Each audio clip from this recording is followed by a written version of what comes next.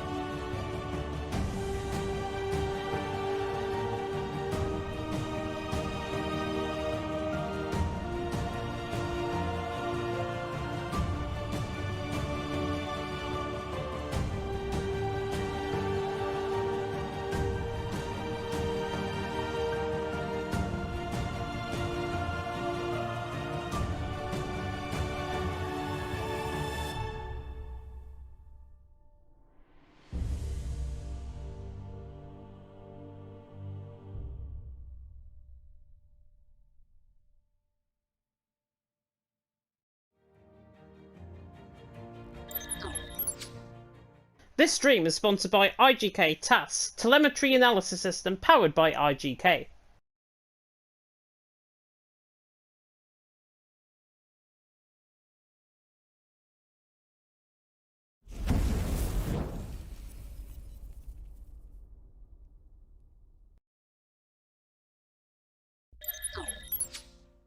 Good evening, everyone, and welcome along to TTML F1. We are here, of course, on a Sunday night for more F1 2021 action. It is round 2 of the championship as we take in the Azerbaijan Grand Prix from the Baku Street Circuit. My name is James Hay, going to be taking you through the stream, as always, on a Sunday night. And joining me in the commentary box, it is Mr. Luke Etheridge. Luke, how you doing? I'm very well, thanks. Good evening, James. Good evening, everyone watching you at home. I think one thing that we can promise is that we're not going to get as many punctures in this race as we saw in the Qatar Grand Prix earlier. Reminded me of Silverstone last year, but yes, Baku, bit of a crazy race. It might have to go some to reach the heights of last time out at Portugal, but I feel like tonight's going to be survival of the fittest. I think it is, to be honest. Baku, certainly from F2 perspective on Thursday, the driving standards, it was probably one of the best races I've seen around Azerbaijan in any league. And honestly, if we get something like that, of course, in the no assist tier, of course, here in TTML F1, then everyone is going to be happy. And of course, after last week's absolute debacle, we did decide to award half points to all of our drivers. So this is going to be a bit tricky because it's the first time I'm reading out the standings with half points in them. Jensen, of course, taking the win, of course, last week in Portimao. Tom Robbo second, Denso in third. 15.5 points for Jensen. That included the fastest lap point, which become a half point, of course. Tom Robbo in second on 12.5. Denzel in third on 10. Rudy in fourth on 8.5. Dutch Missile in fifth on 7.5. Black Box in sixth on 7. Zerma in seventh on 6.5. Lynx in eighth on 6. It's literally like dancing on ice, this. Freddy in ninth on 5.5. Bunty in 10th on 5. Isu in 11th on 4.5. Funky Chicken in 12th on 4. Connor in 13th on 3.5. And Boss Wanted in 14th on 3 points. Perpetuum, Noah, Nuff, Pat, Caginio and Harry Banks not picking up any points, of course, from Portimao. Obviously, with that half points being awarded, it does Constantina everyone up very nicely indeed. Jensen, of course, out on top. Can he try and do the double tonight here in Baku?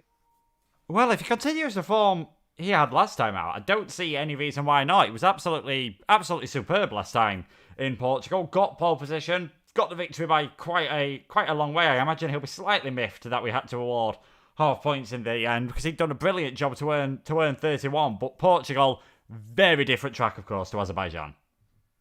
Yeah, very different track indeed, and it looks like we are beginning to get going, of course, in towards qualifying. The constructor standings, of course, I'll come on to while we go through qualifying. 15 drivers, I've got to say, is a very disappointing attendance from a TTML F1 stand. Of course, this is the top tier of TTML, and already we're getting pretty much attendances on par with last season. Very disappointing stuff to anyone that has not attended. I can definitely say for the IFR guys, are certainly going to be asked about that as well. But, of course, we go in towards short qualifying. 18 minutes worth of qualifying around, of course, a 6-kilometre circuit in Baku. And with that 1 kilometre straight in the 2 DRS zones, of course, plenty of overtaking. But as I always like to say in commentary, it's where the old meets the new.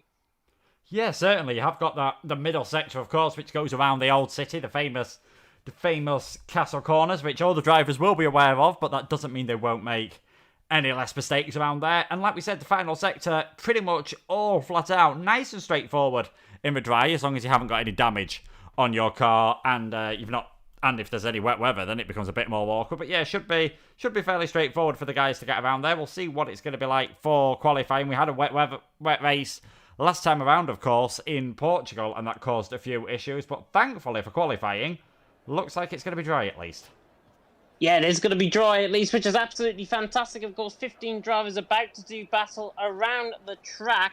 Looking at the task system, by the way, the task system is up and running. I'm not sure if the YouTube bot is up and running. I think Luke was setting that up certainly an hour, and I'm not sure if he got time to set that up. But we do have everyone pretty much on the task system that I can see, which is absolutely fantastic, apart from Stinson, who is player 4, as it's coming up with on my end on the task system. That is Stinson. He is 4th currently on the left-hand side of your graphic, so you can probably see on that. So just to clarify on that, Tom Robbo and Zerdema are the first 2 men out on track. Tom Robbo, of course, drove a fantastic race in Portimao. Jensen was just insanely quick ahead of Tom Robble. Tom Robble, of course, the Liverpudlian, we can put it as. I was very shocked to hear that he was from Liverpool last week in the interviews. But Tom Robble did an absolute solid job. Finished second last week, and he'll be hoping for more of the same.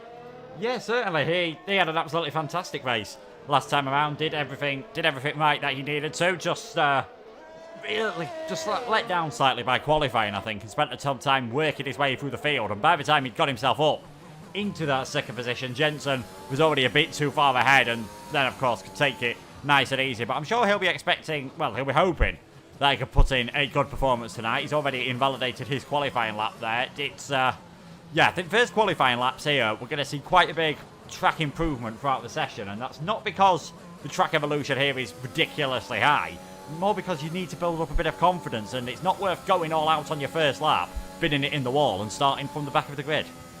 Yeah, certainly the experiences I've had of commentating around Baku and qualifying, we've seen drivers, certainly since the last patch update came, drivers have got significantly slower on this track. It was a 1:36, I think we had in the PSGL event, which I covered around here. It was a 1:37, if I'm not mistaken, in terms of pole position and F2. So, these guys are all going to be on the line. Zerdoba is the first man out on track. He's going to reach in excess of 200 mile an hour now running down the straight. A little bit of a late DRS deployment, I think, actually, running now down in towards Sermon, passing the Metropolis, of course, on the right-hand side now through turn 1, and then Zerdoba coming through the 90-degree left-hander towards turn number 2. Breaks at the 50-metre board, gets the car rotated in very nicely, and now opens up that second DRS zone on the run down in towards turn 3. And again, you can reach nearly 200 mile an hour on the run down in towards turn number 3, but you've got to get so hard on the brakes and try and get that car turned in, especially because it's nearly like a blind curve now. Coming through turn 4, Zerdoba through with 90-degree right-hander this time, and then towards the end of the first sector split, coming through the chicane in towards 5 and 6 to 34.7 through the first sector from Zerdoba, of course, the Division 2 champion last season, and he'll be open, of course, for more of the same as the Flame Towers absolutely fly over the circuit. They're towering over the circuit in towards turn 7, the right-hander, and then into the old section of the track, through the castle section, through 8, 9, 10, through 11, and then through the left-hander, of course, of turn number 12. This looks like a very neat lap from Zerdoba so far. There's an AlphaTauri, I think, that has just spun on his out lap, if I'm not mistaken. I think it was Caginio or Boss One to maybe get out of the way, one of the two. But Zerdoba on the run down towards 10-15. Does he take the Esports line? No, he doesn't hop over the curb. It can give you floor damage if you do that. But Zerdoba coming down the hill in towards turn number 16 and a 114.7 through the middle sector. So not looking too bad in correlation with that. Tom Robble, 39.2 in the middle sector. So he's purple out of everyone in the first sector as well. As we now come through the right-hander of turn 20, pretty much a lap of the Baku City circuit is complete. And Zerdoba now running to the line with already 4 minutes gone in qualifying. He's going to set the first time on the board. And Zerdoba comes to the line, and it's a 1:39.4 to start off the night. Yeah, I think we will expect a few drivers to knock some time off that. I'm interested to see what Bunty can do here on the set of the medium tyres. It's not something you'd see too much as Tom Robbo goes fastest by a second at the moment. Jensen not too far behind Zoidema either. Bunty goes into 4th on that set of mediums. The reason why the drivers are trying that, it is historically on previous F1 games been a bit of a high tyre wear circuit, this one, so drivers just trying something different. Fleddy, he's coming through sector 3 at the moment. He's about a second off the fastest time of Tom Robbo, so this could actually put him behind Jensen depending on how well he's done through the final, I think we should say final proper corner on this circuit. Of course, turn number 16 as he now heads towards the finish line. What is it going to be for Fleddy? He does go into 3rd place and slots just ahead of Jensen, 1:39.582. So Tom Robbo straight away getting the ground running with an absolutely fantastic lap time. 1 second gap. You don't normally see them too big in qualifying, but there's still plenty of cars around to fill that gap. No, I mean, Tom Robbo obviously absolutely excelled in qualifying last time out, of course, from second in Portimao, looking to try and complete that form again. He's out on top currently by, as you say, a second. Connor, however, I'm on board with coming through the top of the hill in towards turn 14, through the left-hander of 14, and then in toward the left-hander of 15, and then in toward the left-hander, this is turn 15, actually coming down into 15, clips the curb on the right-hand side. I think he got away with damage there, if I'm not mistaken, but Connor's on a good lap here. 13.9 through the middle sector. That correlates in the middle sector as he spins the car coming out of turn 15. Just about to say, it was going to correlate to a purple middle sector in the 39.3, but he has lost a bit of front wing. He has spun the car. Typical Connor fashion with a bottle there. Yeah, last time out, made a slight mistake, got a 10-second time penalty for it, which I thought was rather harsh, and I was kind of surprised that the stewards didn't remove it, even without the race directive, as it was a straight 10-second penalty, but really not a race that Connor would have wanted last time out, and tonight, well, wasn't looking too bad.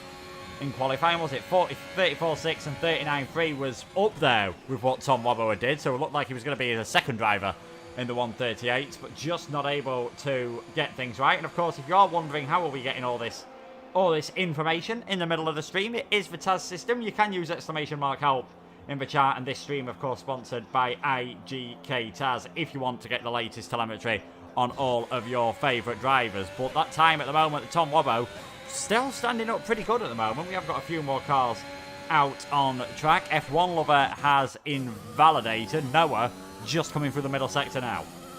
Yeah, 4/10 off Noah through the first sector, 35 flat compared to Tom Robbo's 34.6. I think he's taking this a little bit cautiously, just to try and get a bit of a banker lap in, looking a bit cautious into the castle section, through turn 8, 9, 10, 11, and then through the left-hander at 12, as he invalidates, coming through the top of the hill at turn 12. So Noah off his lap. I was right on board with Perpetuum just while you were talking there, Luke. And Perpetuum also invalidated coming on the exit turn 1. So Perpetuum not really lined up so far. Stinson has just started up a lap, I believe, as well. But apart from that, nobody is really on a lap. F1 Lover, I think, is on a lap as well. He's just started another one. But most of the guys are invalidating their lap times. And this is bad news, I think, for the majority of the guys, because they're going to try and get a lap in. Stinson is coming through the end of the first sector. Funky Chicken has also just started up on a lap as well. But Stinson, I think, is furthest on, if I'm not mistaken. If you're now coming through the end of the first sector with him, and it's a 34.6 through the first sector. Yeah, so pretty similar to what we saw Tom Robbo did. 34.65 for Tom Robbo, 34.69 for Stinson, making his debut this season, and he dives for car then into that tight right-hander at turn number 7. That's where you see a lot of drivers, if there are going to be an invalidation, it is going to be at that corner. Went a bit too deep into the castle section, was very lucky to avoid clipping the wall there as he comes through turn number 12. Now this fast section heading downhill ever so slightly. Watch out for the walls, and you've got to spot your braking point absolutely perfectly for turn number 15. Stellium well away from that curve. That will cost you time, but will ensure it's a safer line. If you do get it slightly wrong, you're not going to get spat off towards the wall. Missing the apex ever so slightly through turn number 16, but not a bad exit. This is looking like a pretty good lap so far from Stinson. Then lost a bit of time, well, lost quite a lot of time compared to Tom Robbo in the middle sector. 7/10 of a second, but as long as he nails this straight, gets the DRS activation point absolutely spot on, he should be fine here to get himself up into second on the grid. The Alfa Romeo heading towards the finish line. It is a 1:39.279, slots just ahead of Zoidema.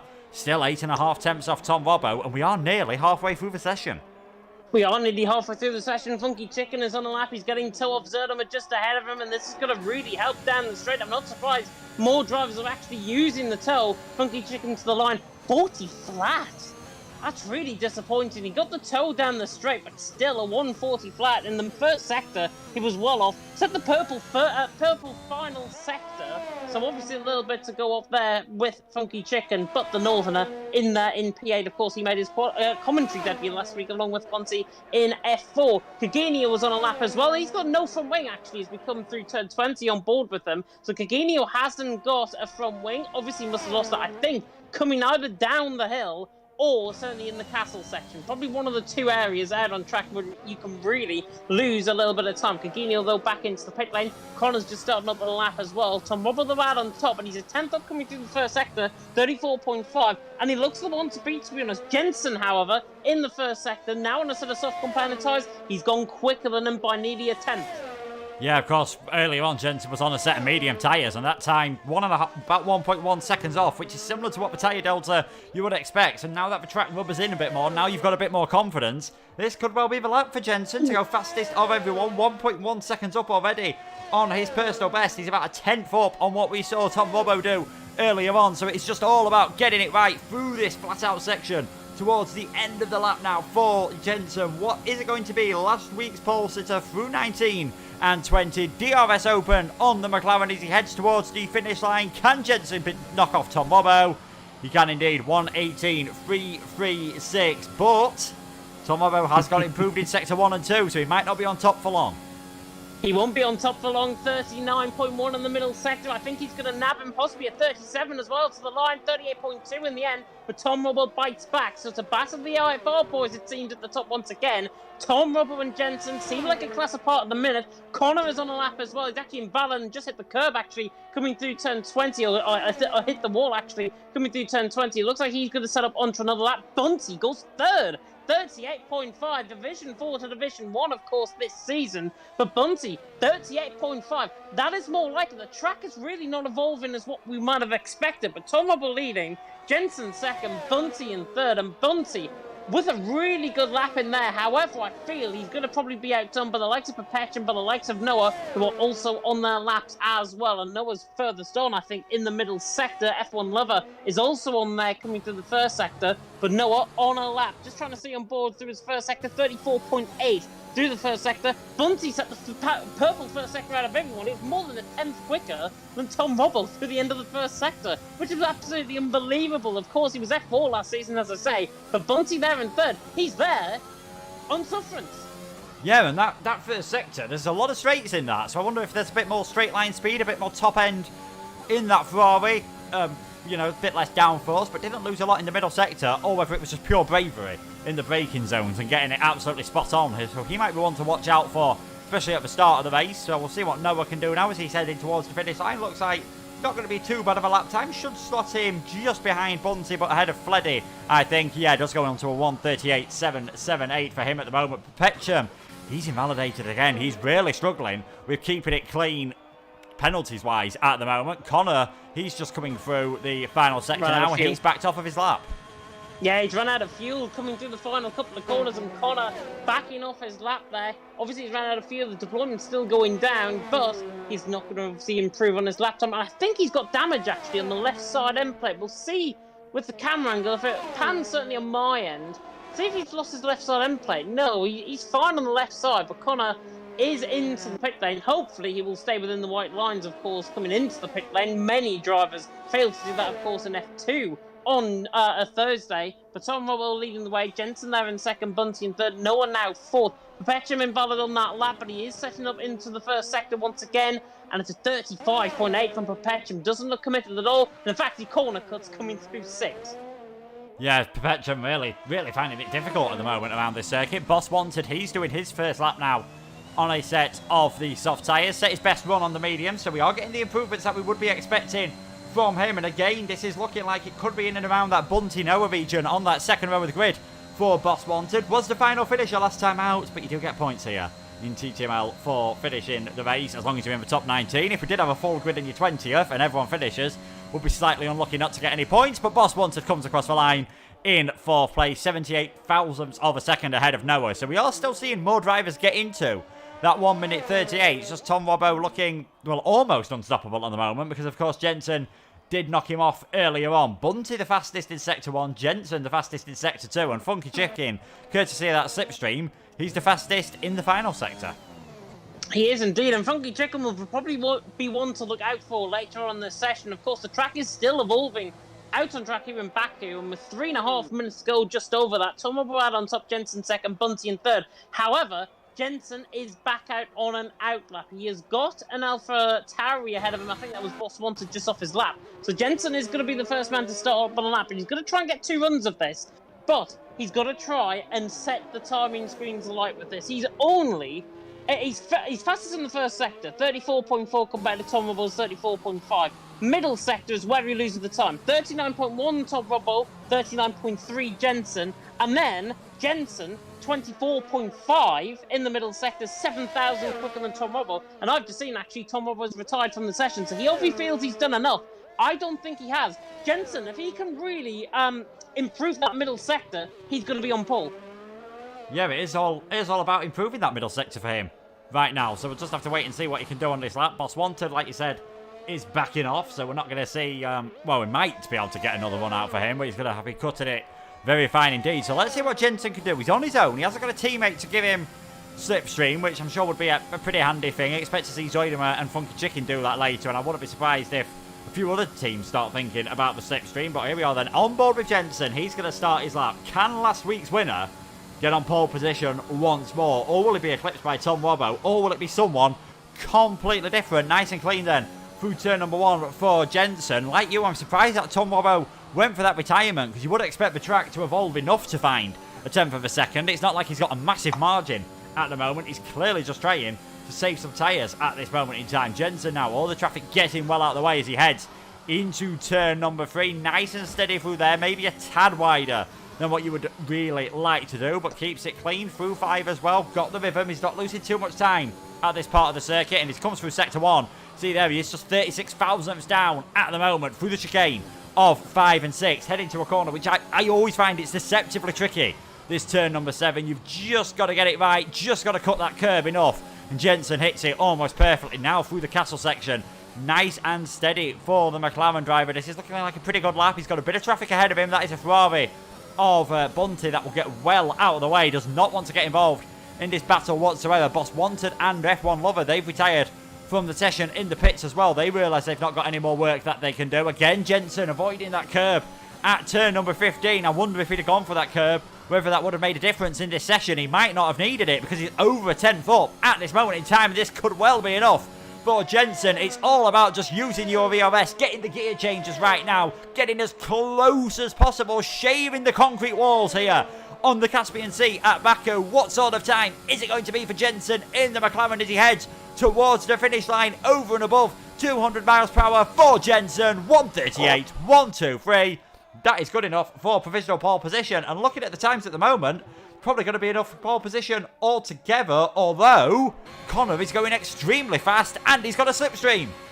He has got a slipstream as well, running down toward the line of 113.5 through the end of the middle sector. Bunty giving the toe, and Connor takes pole, 37.9. That is the Connor we like to see, and Connor is on pole position. I think he took pole here in LOE, if I'm not mistaken, as well. So Connor is out on top. Jensen now in second, Tom Robbo in third. Bunty is going to be, Connor's going to be thanking Bunty later for all of that slipstream that he gave. A 38.5 from Bunty. He looks like he's off his lap as well. He's done that set of medium compounded tyres. Noah, however, is 2 tenths up. Zerdimer came across the line, purple final sector as well. So he's obviously going to be paying the favour to Funky Chicken on his lap. Noah coming through the middle sector is not too far off. A 13.9 through the middle sector. 39.4. It's about 3 tenths off Connor's middle sector. But in terms of Jensen, this could be quite close between the lot. I think he's going to filter him possibly into fourth position here. But Noah now running to the line, shaving, as you say, the concrete walls to the right-hand side, as now Noah runs into the DRS zone in excess of 200 miles an hour as he runs to the line. Is Stinson going to go fourth?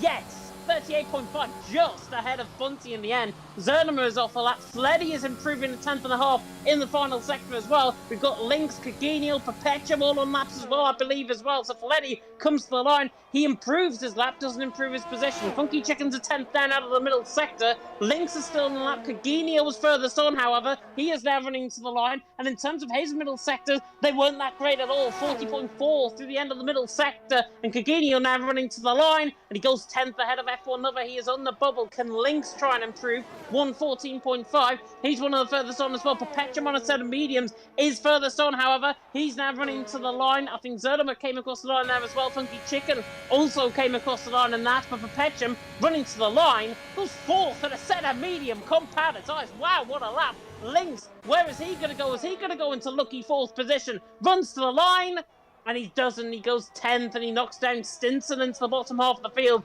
That is the end of qualifying. Connor out on top at 37.9. Jensen in second, Tom Robbo in third. But it's the man in sixth position that Connor has got to thank.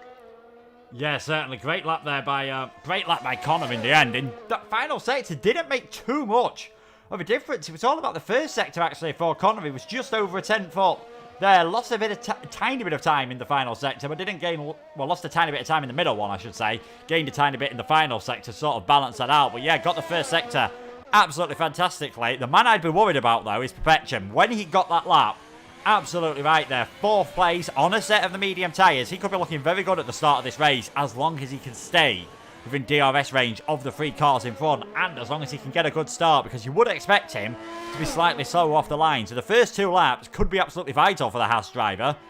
Otherwise, we've got Jensen and Tom Robbo, good performances last week, up there again, and Connor and Perpetuum, drivers trying to recover from a less than ideal first race of the season. Yeah, so Connor is out on top, though. absolutely unbelievable. He showed glimpses of his form, obviously, in that wet race in Portimao. But this now, if it's going to be dry in the race, this is absolutely his forte. He likes to lead from the front. Hopefully, his connection will hold up as well. But it is Connor out on top, a 10th.5 of a second ahead of Jensen. Tom Robbo in third. But for Petrum, on a set of medium compounded tyres, is 4/10 off pole in the end on that set of mediums. What a great lap from the German. Watch out for him in the race. Noah in fifth with Bunty in sixth. Boss wanted the Frenchman in seventh. Zerdemer in eighth. Fleddy in ninth. And Lynx running off the top 10. Stinson in 11th. Caginio in 12th. VR F1 Lover in 13th. Funky Chicken in 14th. Isu didn't really come on to him in the session. Obviously set a lap on a set of mediums. 15th position for the Spaniard for the Team Addictos team. But Connor out on top. Jensen in second. Tom Robbo in third. Let us go and have a look, though. You've already seen the track in question. Let us have a look, though, at the track map and this track introduction for the Baku Grand Prix.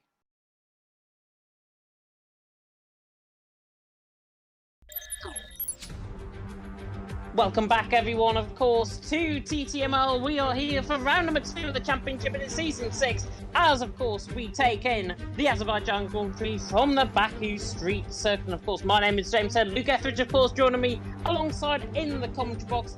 Let us have a look, then, at the metropolis of Baku and the Baku Street Circuit. 6 kilometres in length, 3.7 miles, 20 turns awaiting our drivers out on track. 2 DRS zones, 1 down the start-finish straight, 1 down in towards turn number 3, and quite a lot of elevation change, of course, in that final sector, coming down the hill in towards turn 15, run on a flat surface mostly. But C5, C4 and C3 compounded tyres are the ones to go on board with, and that's, of course, the soft, mediums and the hard. You saw in qualifying the majority of the guys opting for that sort of soft compounded tyres. As, of course, we link back now to the track, and it is absolutely bone dry in terms of the racing. Surely this is going to be like F2, where the driving standards hopefully are going to be clean. Yeah, hopefully we will get ourselves a nice clean race. It's what we all want to see. It's what we all come here for. It's what the drivers all want as well. Don't be surprised if we do get a few safety cars, as we do check what tyres everyone has gone for in this race. Perhaps no surprise at, well, I say no surprise, Stinson, he's gone for a set of soft tyres. I was expecting, as you see on a lot of circuits on this game now, that most of the drivers that start outside top 10 go for a set of the mediums. So Stinson trying something different, clearly trying to make some moves early on in the race, but watch out for that odd one out. Watch out for Petrum all the way up in 4th place on the set of the medium tyres. I think that impressed and shocked some of the drivers in equal measure. Yeah, definitely think so. And obviously, I think he's realised that the tyre wear, I said it on Thursday, the tyre wear around this track is quite significantly higher on this game compared to the last. It was somewhere, 6-7% a lap, I think, on the last game. We're talking about nearly 10% a lap on this game as well. So Baku obviously going to try and take quite hard. The curbs, of course, will create a little bit of degradation in a sense as well. But what we have to talk about, of course, DRS trains. DRS trains are absolutely key around a track like Baku. The further are you down, and of course, in that DRS train, the less likely you are to further get up the field. So I think that's why Connor, Jensen and Tom Robbo are probably going to be the class above the rest. But Petrum, if he stays within that second, on Tom Robbo's back, he is going to be within that DRS train. He's going to drag Noah along with him, and Petrum, probably within about 5 or 6 laps into the race, he will be the quickest man out on track regardless of those tyres. Yeah, the top 3 are certainly going to be hoping Petrum's going to act as the cork in the bottle here and just hold up the rest of the field. But with the DRS, he said if you get stuck in a train, it is incredibly powerful, of course. Not only that, the slipstream is incredibly powerful around here. Quite often the drivers nearly alongside the carve anyway before they open the drag reduction system. Hopefully we won't see any flopping rear wings. I've had enough talk of rear wings to last me a lifetime in the last week and a bit, if I'm being honest, and I think most F1 fans will feel the same, so no worry about that here today. DRS will be incredibly important though. Connor trying to get that first win of the season. Jensen trying to repeat what he did last time out and just extend that championship lead. But still, I think you're going to have to watch out for Petrum in this race. I can't see him losing so much time in the first stint that when he goes for the softs at the end, I just can't look past him winning this race. Yeah, honestly, I think he's probably on the best strategy out of the lot because safety cars come out, he can stay out on that compounded tyre as well. But the final cars are now rejoining the grid for round number 2 of Season 6 here in TTML F1. It is, of course, the Azerbaijan Grand Prix, and we're about to go very soon into the final cars lining up on the grid. I think Isu were just waiting on to join alongside, but Connor is the man out in front. Jensen alongside him on the short run down in towards Zone 1. The 5 red lights are about to go out here in Baku for round 2 of the championship. And it's lights out and away we go, and Connor gets a very good start. Jensen bogs down off the start, and he's got Tom Robbo to his outside line, running in towards someone. He's going to try and clean sail all the way around the outside, and he does. Jensen is absolutely mullered around the outside by Tom Robbo, but a clean stop by everyone. Connor leads into the pinch point of turn 2. Tom Robbo in second, Jensen in third, Perpetuum in fourth, and again, very clean by everyone coming through turn 2, which is good, but Jensen has lost 1 position off the start. 2 into 5. Our teammate Noah is weaving down the straight, trying to get a little bit of temperature into those tyres. Coming from a mile back is Zerdimer further down the field as well. Fleddy and Lynx getting involved in there in a little bit of, well, not a collision, but running very closely together. Fleddy and Lynx there in 9th and 10th position. But Connor leads the way. He hasn't really stolen away, to be honest. Tom Robbo absolutely nailed the start, but Connor has got his work cut out. He's trying to extend the lead 5 tenths as we come through the first half a lap. Yeah, it's about what you'd expect for a first lap. Connor doing pretty much all he had to do. As soon as Jensen got a bad start, it's not really long enough run towards turn number 1 for a person further down the field to gain anything from that. Isu's had a pretty decent start to this race. If you get the position changes up at the moment, by far the biggest winner, gaining 3 positions. F1 Lover has gone down a couple, and Isu's now the lead driver on a set of fresh soft tyres, because of course Perpetuum and everyone else in the top 10 are on the tyres that they used in qualifying. But Connor needs to make hay while the sun shines here. Try to stretch out a bit of a gap before the DRS zone becomes active, because that will definitely help him later on in this race. They're all just using tiny bit of ERS at the moment, and the top 4 beginning to escape from nowhere, and Boss Wanted might be seeing this and might want to get a bit of a move on to try and get ahead of the Aston Martin.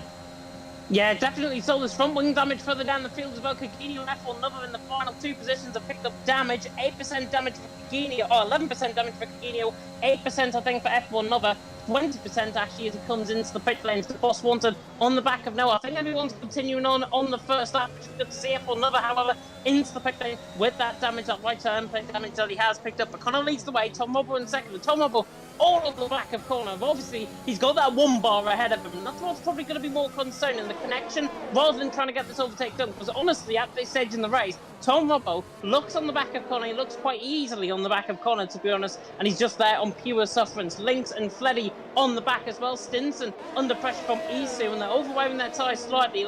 One stop strategy lap 12 to 17, as it just popped up on my screen, as Lynx is going side by side with Fleddy in towards the left and right at 5 and 6, and Stinson in behind is going to try and get the run in towards 7, and the Alfa Romeo on the back of the both Mercedes boys, but Fleddy and Lynx stay in P9 and P10, Stinson in P11, and everyone just taking it very gingerly. F1 Lover, by the way, into the pit lane, as I say, getting that right side end plate damage recovered, so 27.5 seconds off the lead, and now he's on that set of hard compounded tyres as well. So F1 Lover, he'd be hoping ideally for a safety car. Yeah, and if there's a circuit where you'd pretty much bet your bottom dollar that there was going to be a safety car, it is going to be the Baku City circuit, of course. Plenty of walls to catch out all the drivers. Street circuits are difficult anyway. We know that from Monaco and Singapore, but it's a high-speed nature. Think of quite a lot of the corners at Baku that make it that tiny bit more difficult, and Connor's definitely tried to break away on this lap, as we've got a yellow flag, and that is Isu, who's out of the session. That looks like it's coming out of turn 16, and that is a virtual safety car, VSC. Now, will anyone take advantage of that to try to come into the pits, or are we just a lap or 2 too early for that? It looks like the majority, in fact, I think everyone on a set of the soft tyres is going to carry on. Zerdimer decided, though, he is going to come in and take a bit of a gamble. It's very early on. Fleddy in as well. Coutinho coming in off the mediums to try and fix that damage, which he might as well do so. Medium tyres going on. I don't see those lasting towards the end. Yeah, 2-stop strategy definitely going to be. The car has been cleared, so we should be getting the VSC obviously back in very soon. But Isu was driving well until that point, just lost the rear end, I think, coming out of turn 16. Coutinho did well to avoid him. He's on the left-hand side of the track, and actually, both Fleddy and Zerdimer have timed this to perfection. Coutinho's going to lose out on the time, but all 3 of these guys are going to gain some time on the rest of the field above them. But we are back under green flag racing. Connor leads the way 1.1 seconds, with the flame towers towering over the circuit on the run down in towards turn 7. Connor leading the way by a second. Tom Bubble there in second, Jensen in third. Perpetuum, literally what I said at the start of the formation lap. If he stays within a second of what was Tom Robbo, but if he stays within a second of Jensen's, he gets caught in the curve there actually slightly. The German's doing a phenomenal job at this point, and these tyres, on that side of soft compounded tyres, these drivers are going to be overwearing them very much so, and Perpetuum will be there in terms of the tyres. And actually, I'll have a look at the tyre wear that everyone has got on. Connor hasn't got his TAT system up, so it's a little bit inaccurate in terms of his data coming through. Tom Rubble's rear tyres, though, 28% on that rear right compounder tyre. Jensen's got 3% less. Perpetuum has got 5% less on 20%. Noah in behind's got 33%. So it looks like majority of the guys in the Telesofts are really beginning to overwear the tyres. As Jensen, I don't think has got DRS running down the straight. In fact, he gets that rear wing open. Perpetuum, though, closing down in towards turn number 1. It's not going to be quite close enough. Stinson and Lynx are going side by side as well. Now Stinson absolutely rolls past the Lynx. No pun intended there at all. But Stinson is through and he's into PA. Very simple indeed. Down in towards turn 1, and Lynx just doesn't look like he's got the pace as Stinson's beginning to pull away from him. Yeah, Stinson, of course, he started on a fresh set of the soft tyres, so he's got a bit more life in those. This circuit, really a real limited circuit, as those tyre wear figures sort of showed. So many slow speed corners, no real of the medium speed corners, which really wear your front tyres out. Circuits like Spain, Portugal, another one kind of known for that, really being quite heavy on the front tyres, as Stinson goes quite a bit deep there. But these front four are doing a good job there, as that is Perpetuum very nearly losing it off the curb of turn 6 and heading his way towards the wall briefly. Dropped outside the DRS range, but I'm sure that will have woken the German driver up. And again he's off, and I think he's clipped the wall. He has, but I think he's actually came away unscathed. He hasn't hit the wall. He hasn't got damage, I don't think. Oh, he's got 10% less on end plate damage. But apart from that, Noah is round through the castle section as well. So the castle section catching everyone out. Bunty is on the back of Boss Wanted as well. And the Frenchman's going to be under pressure from the Brit here, running down in towards 10-15. Drama here. Perpetuum hitting the wall. Left on end plate damage. He's only got 10% damage, believe it or not, which is unbelievable. That's only light green damage, I think, on the car. So, obviously, he's going to be hoping, I think, Noah's spun again. And Bunty's in the wall. Bunty is in the wall. Right side end plate damage to him. These guys are overwearing the tyres so much and the rears are really taking hard. And Stinson has nearly spun. Coming through turn 19, he has spun. Bunty going slow, avoiding the action. Stinson at the move, down around the outside. Safety car now deployed. Funky Chicken side by side with things. Brings an end to what we have. But that's a manic fourth lap of the race. Connor leading the way, Tom Rubbel second, Jensen in third. And look, these guys have already passed the pit lane. Boss Wanted, everyone else in behind are coming in.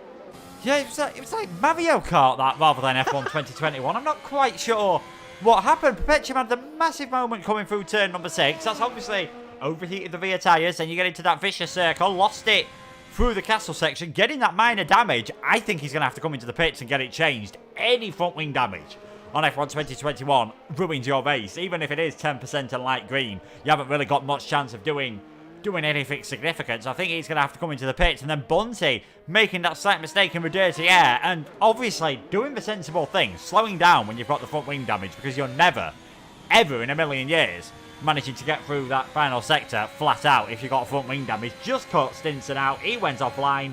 Did a good job at trying to hold the car. Just lost out in the end. And that is why we have now got this full safety car. Everyone who's, well, I was about to say everyone that's pitted under this safety car. They've all gone for different tyres here. We've got Lynx on a set of the hard tyres. Bunty's gone for hards. Boss Wanted's gone for mediums. Funky Chicken, he's gone for a set of softs.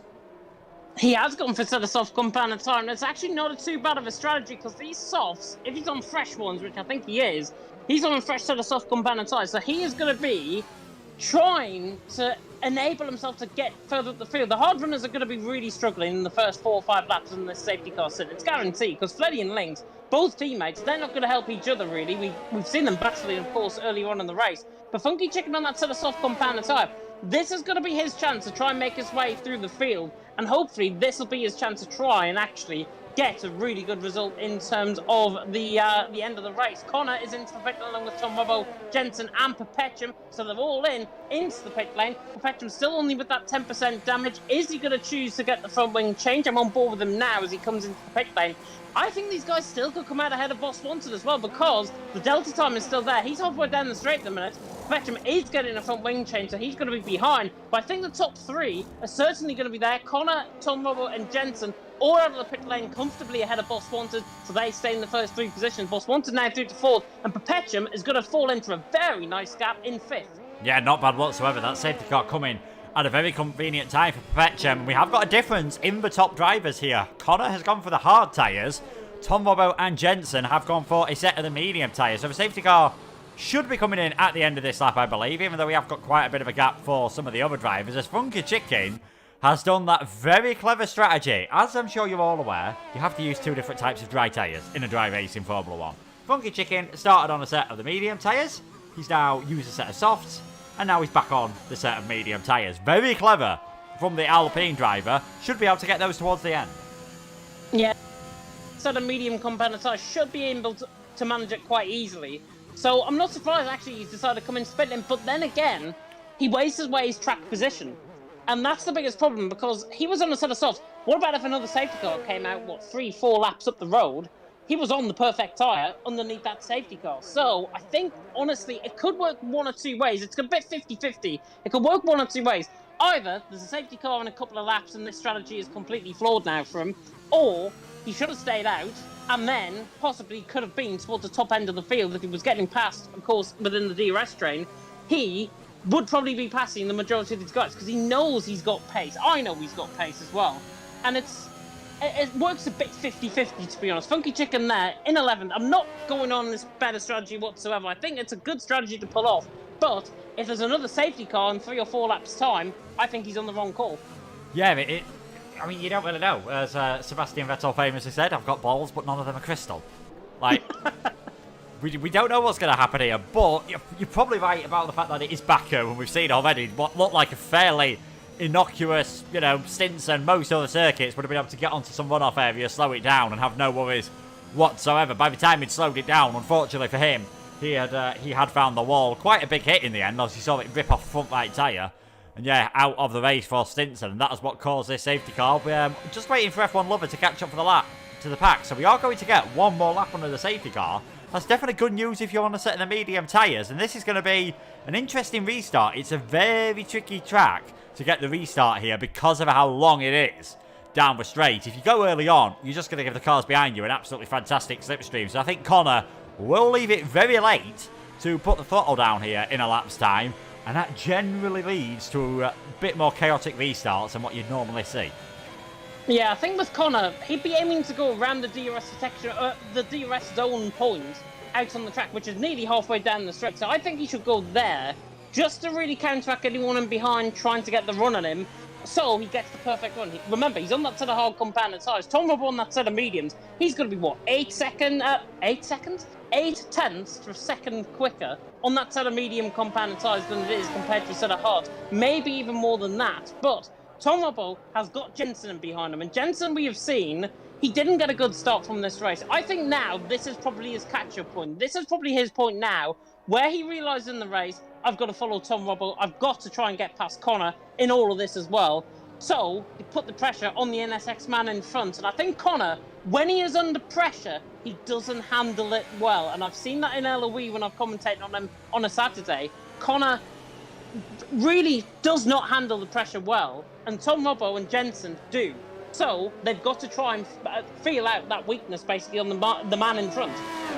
Yeah, man, he's going to be under lots of pressure, and he's going to have quite a big job, I think, soaking it up at this moment in time, of course, on that set of the hard tyres. Safety car will be coming in at the end of this lap. Very shortly, we will see the lights go off of the Mercedes as it crosses the Sector 2 point. It's last time out wasn't great for him. Got done for resetting to track, of course. That is a 5-second time penalty. That's what knocked him down the order. Had a bit of an incident with Coutinho as well, but qualified on pole here. Got the start absolutely fine, but Jensen was alongside him and got a bad start. It was Tom Robbo who probably got the best one.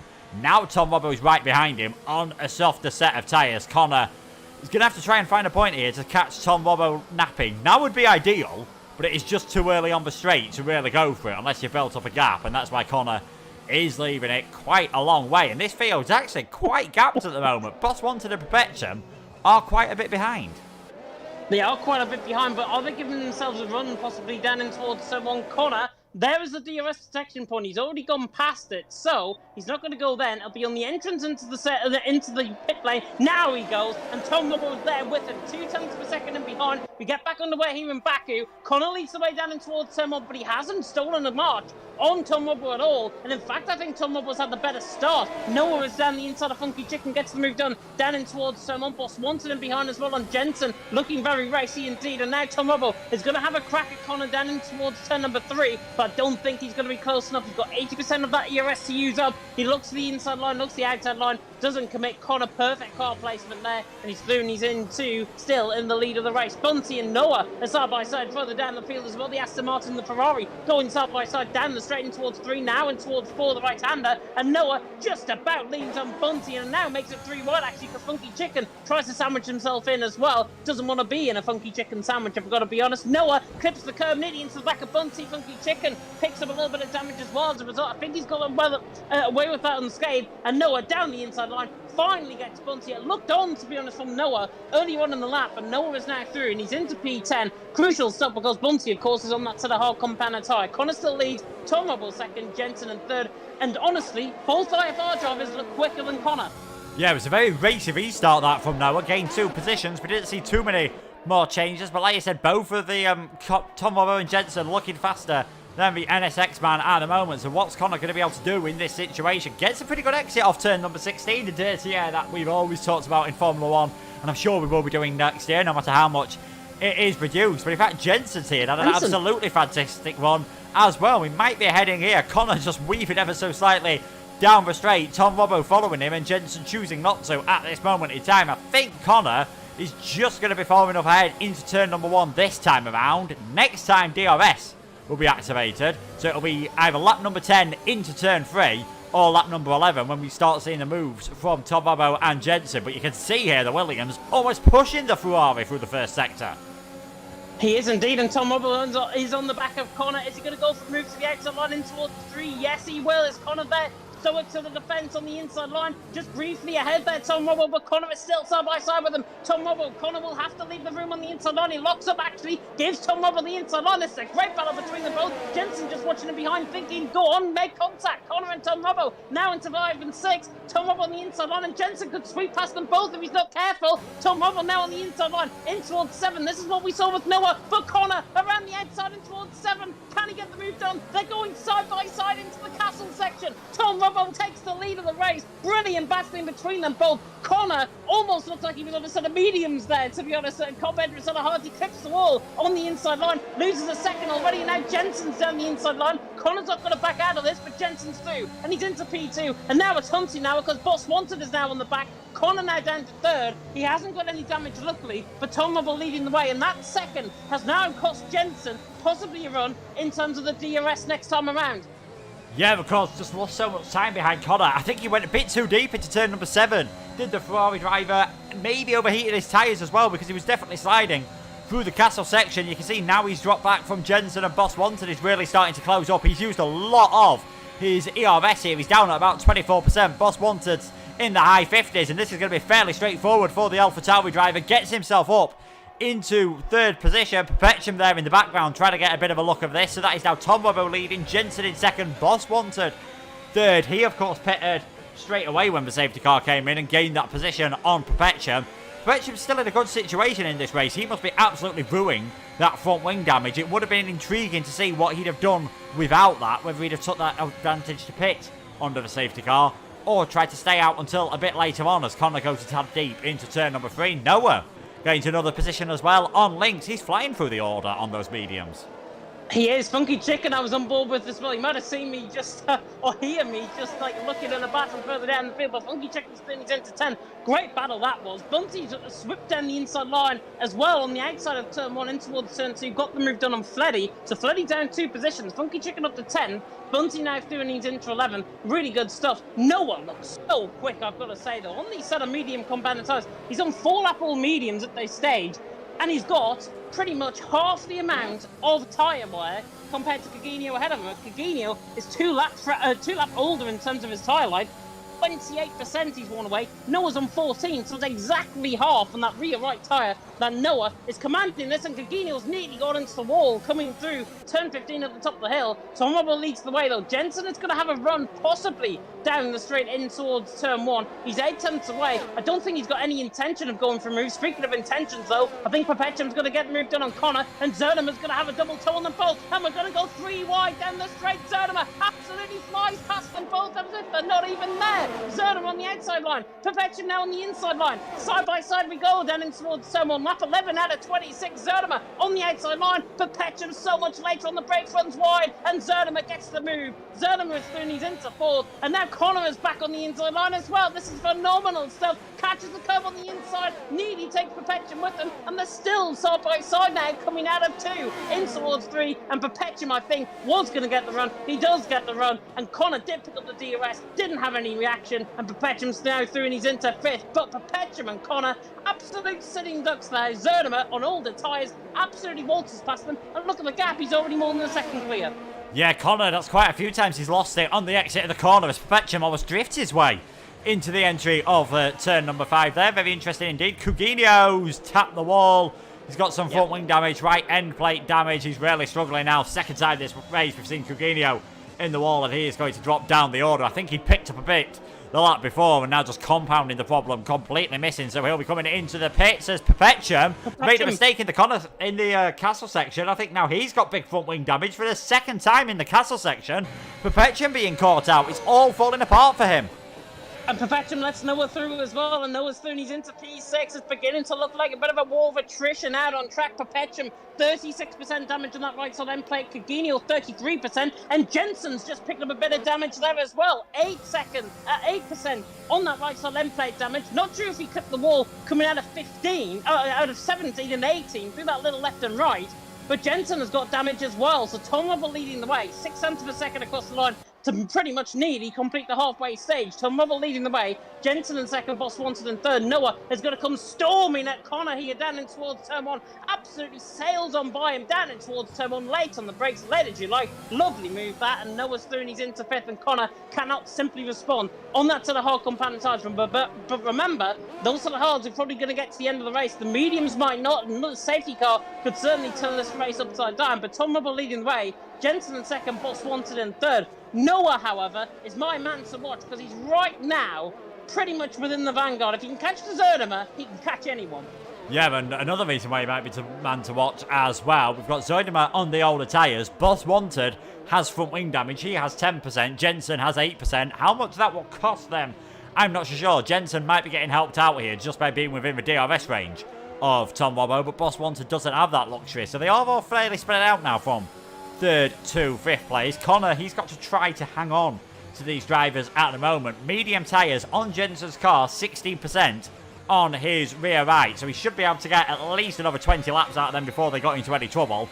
Thankfully for him, there's only 15 laps remaining. So I don't think those that pitted for the mediums under the safety car are going to be under any tyre trouble. Zoideman might be struggling in the final few laps, but I think even for him, getting a puncture is going to be unlikely. So it should be, barring any damage or safety cars, like you said, straightforward race towards the end. Lynx now starting to close up to Funky Chicken. He's about half a second behind, just loses a bit of time as we come through the final corner, and things settling down after that safety car. Things are settling down. At least it's good for my voice, because my voice is already nearly gone. Tom Rubble leads the way, Jensen in second, Boss Wanted in third, and Boss Wanted not going to come in the pit lane that time around. Lynx on the back of Funky Chicken, as you say, and Lynx is going to try and get Funky Chicken down the straight in towards turn 1. It's going to be a late move when he dives down the inside line, but he doesn't. Probably turn 3 is probably the one to go for. Funky Chicken, in terms of his tyres, 17%. Lynx has actually got more worn tyres, 20% on that to the hard compound tyres again on the rear right, which takes the hit, of course, around this track. Coutinho, by the way, has picked up more damage, 6% damage further down the field.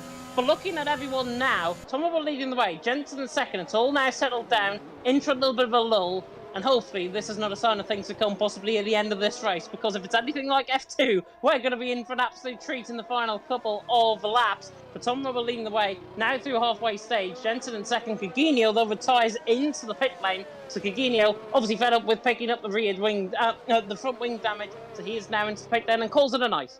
Yeah, it has been a really tough evening for Coutinho. I mean, I'm impressed by how well Jensen's hanging on at the moment. It is only minor front wing damage, but we said earlier on, we saw Perpetuum. He dropped back about half a second a lap when he got that minor damage in his first stint. So Jensen's doing a really good job at the moment. Boss Wanted just slowly falling into the clutches of Zoidemer, who's slowly falling into the clutches of Noah. And now Connor's dropped outside of the DRS range as well. So he's got to try to put in some work here, the Ferrari driver. It's not over for him yet, getting this podium. Final few laps of the race, his hard tyres are going to be the ones to go for, and he'll start to see a lot more sliding from those ahead of him. So even though it looks like Connor you know, did fantastically well in qualifying. Maybe a bit more of an oversteery time trial-like setup, which are known for being fantastic over one lap, but just a bit too unstable for the race. I think Connor did go for a bit more of that. Maybe that's why he's gone for a set of the hard tyres rather than the mediums, because he didn't have faith that he'd be able to get the mediums to the end of the race in any decent condition. Yeah, well, I mean, look at Zerdima's tyre wear, 29% on that set of medium compounded tyres, and he's going to be looking to try and go towards the end of the race. Plus, Swanson has got 27%, so both of them guys, Swanson's on 2 lap younger tyres than Zerdima, and he's got 2% more, 2% less tyre wear than Zerdima out on track, which is concerning, I think, for Boss Swanson's perspective. Are those tyres going to get to the end? I think Zerdima looks absolutely fine. Tom Rubble and Jensen look absolutely fine as well. But Tom Rubble still leading the way, 0.7 of a second. I always get the feeling that Jensen is close enough to try and launch an attack, but I think these guys want to try and work together. Both of these guys, of course, only separated by 3 points, given that we had half points to course last week. And Tom Rubble is going to try and bite back on Jensen. Of course, we've got full points now on offer. Tom Rubble, at this stage in the race, will be taking the championship lead off Jensen. So what does Jensen do? Let Tom Rubble get the win ahead of you, or go for it as Bunty has crashed out the race through the castle section, and that now might bring out another safety car, and it does. So Tom Rubble and Jensen, literally what I said, might just happen now, because Jensen, I think now, is probably his incentive to go for the race win. Yeah, this is going to be interesting between these top 2 drivers. What are they going to do? Are they both going to come into the pitch? Jensen and Boss Wanted have got a free hit here to maybe change their front wing, and they are both far over to that left-hand side of the circuit is Tom Robbo and Jensen, and indeed they do come into the pit lane. Jensen going in a lot hotter than Tom Robbo. Safety car rules never seem to apply in the pit lane, so they're both in now, and it is a yellow world set of the medium tyres going on to the McLaren there. I imagine it'll be the same for Tom Robbo. We're just a bit too far away to be able to go for a set of the softs, but this has worked out, I'd say worked out pretty well for a lot of drivers, although what's happened there, James? Jensen's been held up in the pit lane, I think. Jensen has been held up significantly in the pit lane by all of the cars coming through. Oh, actually, it might have been a front wing change. Yeah, it was a front wing change, sorry. Jensen has got a front wing change. That's why he got held up in the pit lane. I thought, actually, he was going to be outdone by the likes of Boss Wanted, by the likes of Connor, but obviously Boss Wanted had front wing damage as well. But Jensen has repaired that front wing damage. Luckily for him, he came out in second position. But only a second later, Zerdima and Noah would have been ahead of him. Yeah, would have been close indeed. Of course, we have now got that esports pit set up, so he shouldn't get held up in the pits. And what you said about Funky Chicken's strategy, his chickens have come home to roost for him, unfortunately, because he's now got a set of the soft tyres that he'd already done a lap on early on in the race under the safety car. He's going to have to be very careful on those to get them towards the end, because we did see drivers earlier on already starting to struggle with tyre wear. And Perpetuum, he's picked up more front wing damage in all of this, and he's that must have been either coming out with the pits or he decided not to change the front wing when he did come into the pits. But this is from what looked like a fantastic qualifying session. He did make a few mistakes with penalties, but apart from that, clearly had the pace. It's just not gone well whatsoever for him in this race, and he might struggle after the safety car. Even finishing in the top 10 out of the 11 drivers we've got left could be tricky. Yeah, just to confirm on that, Perpetuum has not came into the pit lane. He's still on 10% worn tyres on the rear right. So I think he's picked up that damage. Where you go through turn 1, you get caught on that outside curb. I've picked up that damage before. On that little nick from the wall, I think he's picked it up there. Coming out of turn 1, he's probably gone a little bit too deep into the corner, and that's why he's picked up the right side end plate damage on the car. Safety car, I don't think is going to come in this lap. It's only been out, I think, a lap. So Tom Robble leading the way, Jensen in second. Zerdima, however, is now in third, and this could be a very interesting battle because Jensen, in LOE F1, obviously applies his trade in there. Zerdima applies his trade in LOE F2, and of course, he was TTML F2 champion last season, I should say. And Jensen, of course, is currently the championship leader. So this could be quite an interesting battle between the IFR man and the XL man. And you know for a fact that both of these are probably going to be up for this. Yeah, Zerdima, I think last season was fantastic in F2. Absolutely brilliant performance from him. Perpetuum is now coming into the pits to get that front wing changed. I wonder whether he's going to try to get a set of softs towards the end. But Zerdima, I think he'll be going for this. He looked pretty good on those tyres earlier on. We know he's good on tyre wear, so maybe he'd have been a driver that we thought possibly would have gone more for the softs. So Perpetuum, yeah, gone for the hard tyres. Just clearly no one's that confident on the soft tyres apart from Funky Chicken. So Perpetuum's gone on the only set of tyres that he's got left. But he's definitely going to be hoping there is another safety car now. And they say quite often safety cars do breed safety cars. Should be coming in at the end of this lap. Tom Robbo now, he's got to get the restart absolutely right. Last time it was Connor going for this, and the safety car probably good news for Connor as well. Got rid of his hard tyres. He's now in 5th place. Noah's in 4th. Remember what he was like when the safety car came in last time. Watch out for him. Yeah, watch out for him. He was probably the quickest man in the last safety car, was Noah. And remember, he was right down near the back of the field. He's now in 4th position, and he's driving such a solid race, and he is there on absolute pace alone to try and win this race, and it's going to be really interesting indeed. Perpetuum, I have a bit of a theory. Has he used up too many of his soft compound tyres? Did he choose a harder set when you obviously load into the game? Did he choose a harder set for him to go back onto a worn set of hard compound tyres? Or were they just simply the tyres that were available to him? I think they were just the tyres that were available to him, and maybe the game would have suggested. I don't think he'd have... Well, I believe now, obviously, on F1 2021, the one thing they've got absolutely realistic is that because of all the COVID pandemic, Pirelli have a fixed set of tyres what the drivers can bring. So even though it still comes up with that selection screen, it's one of the most pointless. It's basically an extra loading screen. Now for all the drivers, you've just got to remember to press X on your way through it. But Perpetuum, I think I'd have gambled on a set of soft tyres for him. I don't know what he's got to lose. He's pretty much guaranteeing now that he is going to finish down in 11th place because he's on hard tyres and older tyres that are just going to struggle to warm up when this safety car comes in, which it will be doing this lap, and it's now up to Tom Robbo to control the pace.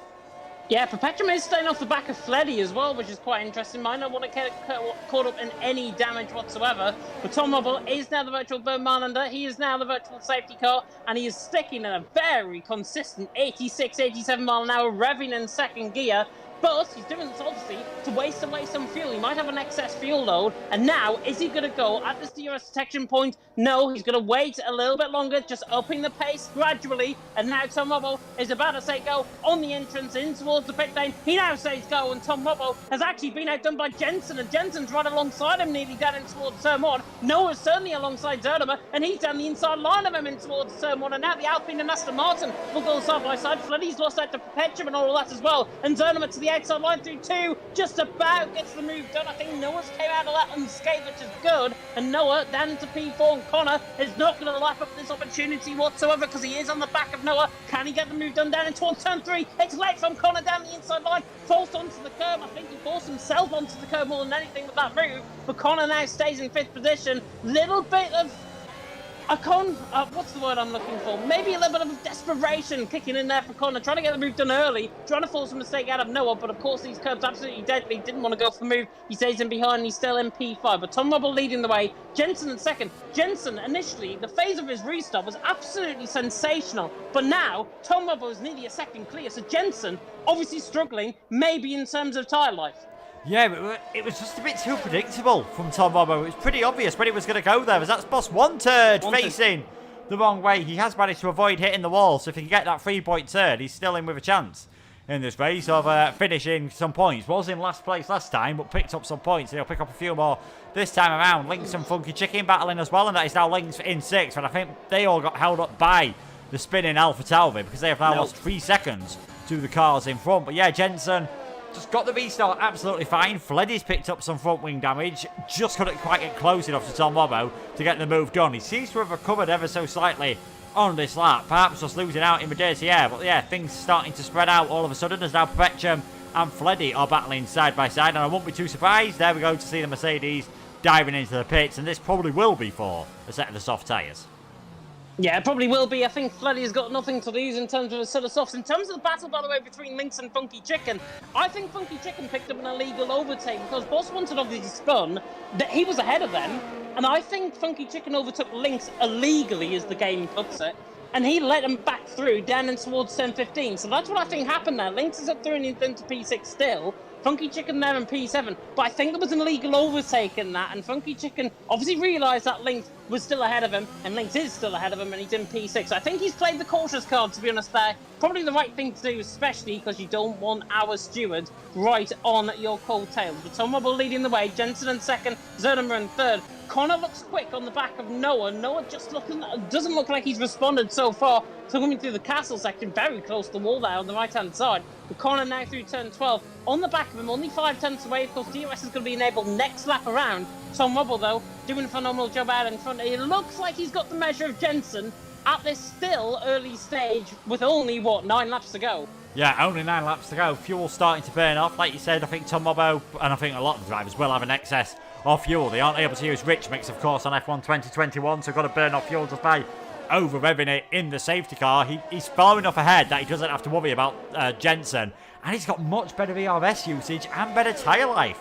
at the moment. So unless we see Tom Robbo make a mistake or Jensen manages to gather things together, I think it is going to be Tom Robbo who takes the victory and the championship lead. Zoidamer's just about staying within the DRS range now. That will be activated on this lap. They'll be able to use it for the first time down into turn number 3. But yeah, it's those top 3 are looking good. They're looking in a really good situation at this moment in time. And Perpetuum doing a lot better than I expected on that set of the hard tyres. Gets the move done past F1 Lover. We're going to see the VAR man try to get back. He's just going to clip the wall, I think, there on the inside, trying to defend that position. But Perpetuum up into 8th.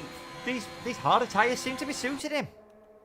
They do seem to be suiting him, but he did come under pressure there from F1 Lover, and almost there was a little bit of contact there. And goodness me, that was looking quite close. The German is through though, and he's into P8, absolutely managing his tyres to perfection. And of course, F1 Lover, on those set of medium compounded tyres, he has got less tyre wear, of course, about 7% at this stage compared to Perpetuum. Perpetuum had a really bad moment though, and F1 Lover is going to try and get the move done down towards turn 7. He's gone almost straight on into the wall. Just about comes out of that unscathed, just tapped the wall, obviously into the braking zone there, but no damage on the car. But that almost looked like he was going straight on and he wasn't going to stop. But F1 Lover now down, back into P9. He's off the back of Perpetuum, and that's pretty much that battle over and done with. Yeah, it's all spreading out at the moment in the field. There's only one driver within DRS range of the car in front, and that is the man we're on board with at the moment, NSX Connor. He's not close enough, really, I don't think, at this moment in time. Using a lot of ERS through turns number 16, 17, 18 and 19. It makes sense to use it early on the straight before you start getting drag limited. And you can see now the slipstream's gained him about 3 tenths of a second. What's he going to do when the DRS comes into play? Connor's going to have a chance here to just dive one down the inside of Noah. Easy as you like into turn 1. Connor down the inside, but he's gone way too deep. And Noah says, thank you very much. I'll have that place back. Connor setting the fastest lap in all of that. Just getting a bit too overexcited into the braking zone. And that was almost a dangerous rejoin, to be honest, as well. Noah just about got through that relatively unscathed. They're in P4, Connor there in P5, but Tom Rubble leading the way. Jensen in 2nd, Zerdimer in 3rd, Noah in 4th, Connor in 5th position, and Connor on the back of Noah. Can he try and get this move done once again? The Ferrari looked very, very close to going into the wall. It was almost a bit like Ricciardo and Verstappen, but without Verstappen hitting the back of Ricciardo. So, obviously, no Red Bull contact whatsoever, no contact with the wall, luckily for Connor in this case, and now he's on the back of Noah. And honestly, Connor's just got to bide his time. He's so much quicker than Noah at this stage in the race. And now he's just got to bide his time. There's a yellow flag through sector 1, and that's Fledio, I think, has gone straight onto the wall through turn 3. Yeah, sometimes if you are heading off and you realise you go deep, it's better just to head to the escape road and try and donut it around, or do a 3-5, or if you're Van Geneven in 2019 in F2, a 60-point turn to try and get your way out of it. Fleddy, he got stuck between 2 zones there. He wasn't sure whether to try and make the corner or try and make the runoff area, and unfortunately for him, ended up making the barrier. So, no real harm done.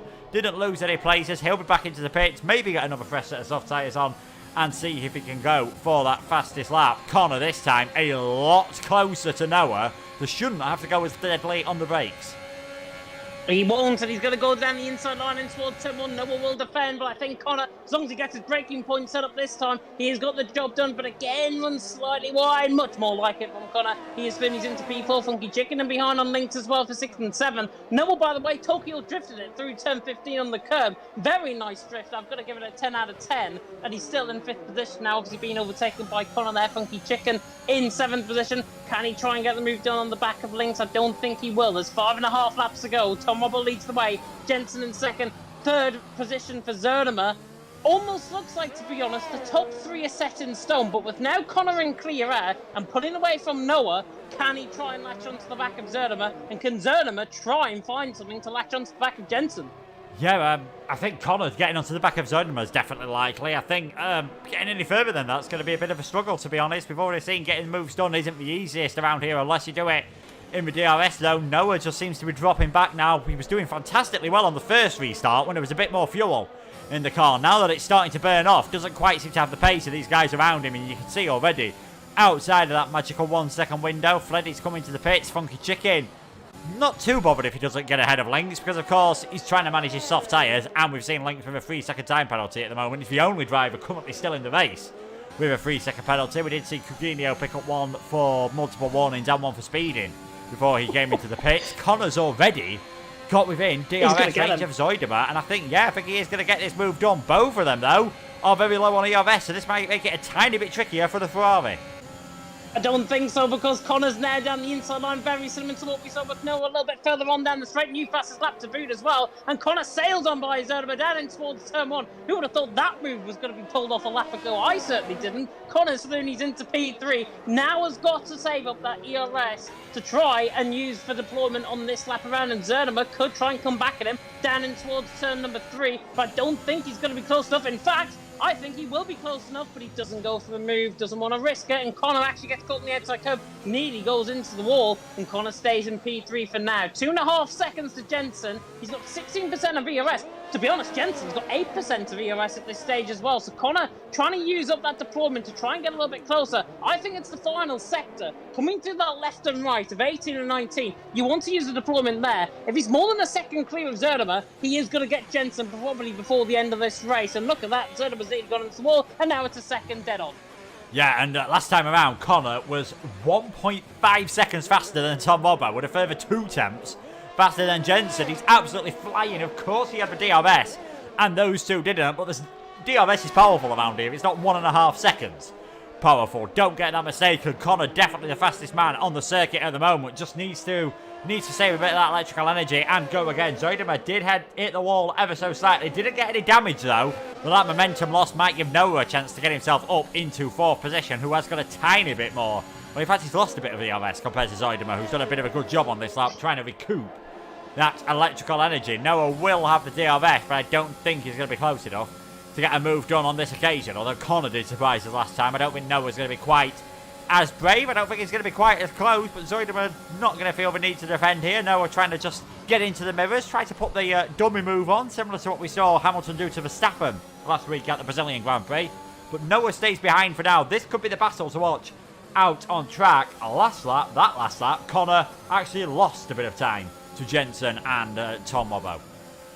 Yeah, Boss Wanted Spoon's into P9 as well, just right on board with that down towards turn 1. Lovely move there by Boss Wanted on the outside line. Clean as you like, he's Spooney's into P9, so he's obviously going to be getting a good amount of points. Freddy, by the way, got to credit him. He's still going on that sort of soft compound tyres. He's nearly a lap down. I mean, he's about 30 seconds clear compared to everyone else in behind him, really out on track. But Freddy's still continuing on. Where Bonsi and Coutinho happened, Coutinho, of course, retired in the pit lane. Freddy is still continuing on. I've got to really commend that, to be honest, because he's doing such a good job to try and continue on and to try and score points for his championship fight. Connor nearly went into the wall coming through the castle section. 2.5 seconds is the gap now to Jensen. I don't think that gap is going to come down. He's using up the deployment in the wrong areas now as well. So Connor has got to rely on hope that Jensen or Tom Robbo, one of the two in front, have got to hit the wall significantly enough for them to pick up damage, for them to then continue on in the race. That is only Connor's hope, because Connor now 2.3, 2.4 seconds behind.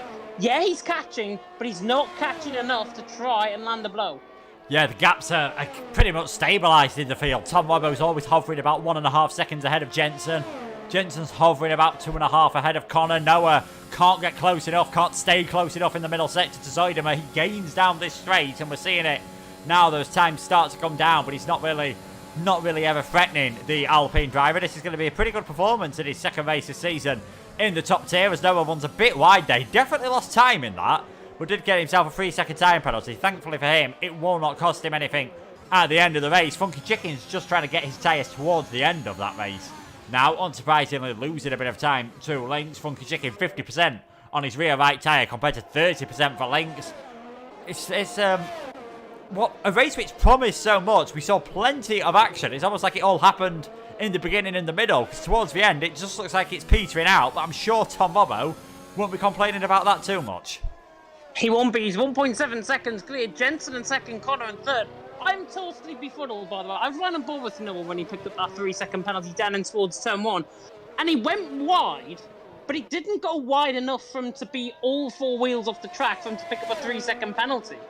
So I think he should try and get that removed. If he can get that removed, I think he should, because that's a ridiculous 3-second penalty if I've ever seen it. But then again, I proved to be wrong. I'm only a commentator for one reason. Tom Robber leads the way, Jensen in second, Connor in third. Zerma, however, slowing, and Noah now latching onto the back. And I think Noah realises with this ERS deployment, he's going to try and make something of this, because Zerma looks quicker than him. He is quicker than him, but now already going to be derating down the straight. Is Noah going to be close enough to the back of Zerma? He is closer than last time around, but 7.5 tenths away. Zerma's going to try and use up a bit of deployment to try and counteract that as well. I think Zerma, just on pure straight line speed, is pulling away. So Zerma is going to be fourth, running down the straight. 2 laps to go. Tomovo leading the way. Jensen in second, Connor in third. Unless one of them picks up a 3-second penalty, that's pretty much your top 3.